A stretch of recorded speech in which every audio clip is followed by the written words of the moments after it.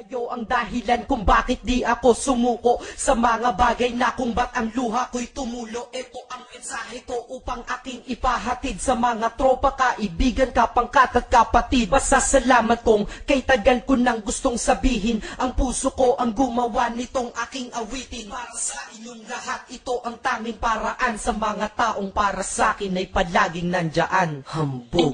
Kayo ang dahilan kung bakit di ako sumuko sa mga bagay na kung ba't ang luha ko'y tumulo. Ito ang mensahe ko upang aking ipahatid sa mga tropa, kaibigan, kapangkat at kapatid. Pasasalamat kong kay tagal ko nang gustong sabihin. Ang puso ko ang gumawa nitong aking awitin. Para sa inyong lahat, ito ang tanging paraan sa mga taong para sa akin ay palaging nandyan. Upang ako'y mabigyan ng kalakasan ng loob at manatili na nakatayo at di patataob na kahit na anumang pagsubok na nagdadatingan. Di ako takot pagkat alam kong may malalapitan. Pag ako ay mayroong problema na dinadala, akala ko ako'y nag-iisa, ngunit hindi pala. Alam nyo ba kung bakit?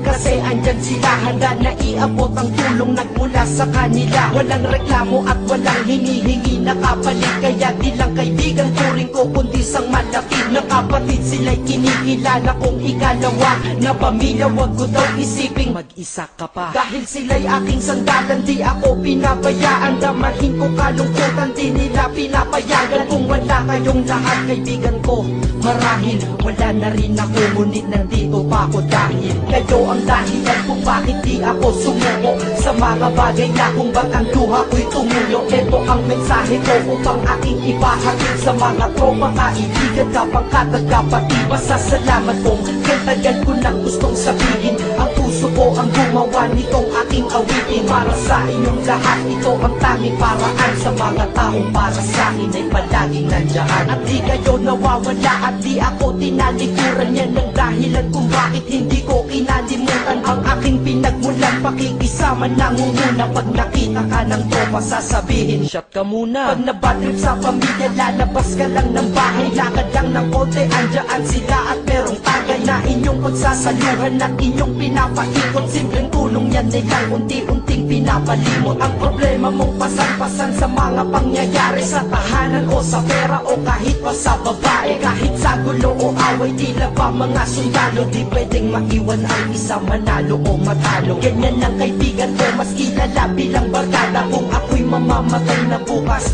ako'y handa na. At kung may ikalawang mundo o buhay para sa'kin, sana magiging tropa ko kayo pa rin. Kayo ang dahilan kung bakit di ako sumuko sa mga bagay na kung ba't ang luha ko'y tumulo. Ito ang mensahe ko upang aking ipahatid sa mga tropa, kaibigan, kapangkat at kapatid. Pasasalamat kong kay tagal ko nang gustong sabihin. Ang puso ko ang gumawa nitong aking awitin. Para sa inyong lahat, ito ang tanging paraan sa mga taong para sa akin ay palaging nandyan. Kaya ako'y kontento na dahil kayo'y naging parte ng buhay ko. Sa kabutihan nyo, paano ko gagante? Magtatawagan ng mga tropa, kita-kita lang sa kanto. Pagkatapos didiskarte ng pitselyosi at baso. Papaikot ang sombrero para mag-ambag ang tropa. Kahit 20 pwede na, basta lamang makatoma.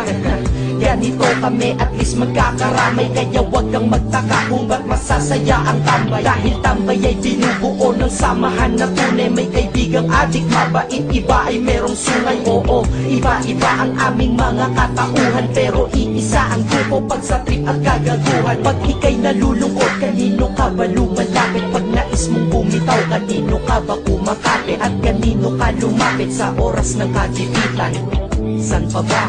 Diba sa kaibigan? Kayo ang dahilan kung bakit di ako sumuko sa mga bagay na kung ba't ang luha ko'y tumulo. Ito ang mensahe ko upang aking ipahatid sa mga tropa, kaibigan, kapangkat at kapatid. Pasasalamat kong kay tagal ko nang gustong sabihin. Ang puso ko ang gumawa nitong aking awitin. Para sa inyong lahat, ito ang tanging paraan sa mga taong para sa akin ay palaging nandyan.